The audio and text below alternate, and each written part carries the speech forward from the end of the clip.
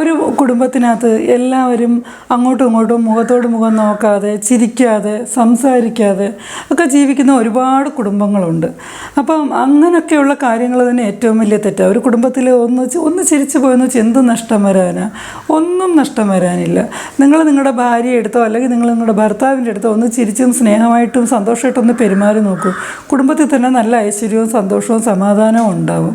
ഇതൊക്കെ ചെറിയ ചെറിയ പ്രശ്നങ്ങളാണെന്ന് മനസ്സിലാക്കുക. എന്തെങ്കിലും വഴക്കുണ്ടെങ്കിൽ അല്ലെങ്കിൽ പ്രശ്നങ്ങളുണ്ടെങ്കിൽ അപ്പം തന്നെ അത് അവിടെ തന്നെ കളയുക. അല്ലാതെ പിന്നെ അത് മുന്നോട്ട് കൊണ്ടുപോയി കഴിഞ്ഞാൽ വലിയ വലിയ പ്രശ്നങ്ങളിൽ ചെന്ന് അവസാനിക്കും. ദേഹോപദ്രവം ഏൽപ്പിക്കുന്ന കാര്യത്തെക്കുറിച്ചല്ല ഞാൻ പറഞ്ഞത്. ദേഹോപദ്രവം ഏൽപ്പിക്കുന്നത് നമുക്കൊരിക്കലും പ്രോത്സാഹിപ്പിക്കാനാവത്തില്ല. ആർക്കും ആരെയും ഉപദ്രവിക്കാനുള്ള അധികാരം ആരും കൊടുത്തിട്ടില്ല.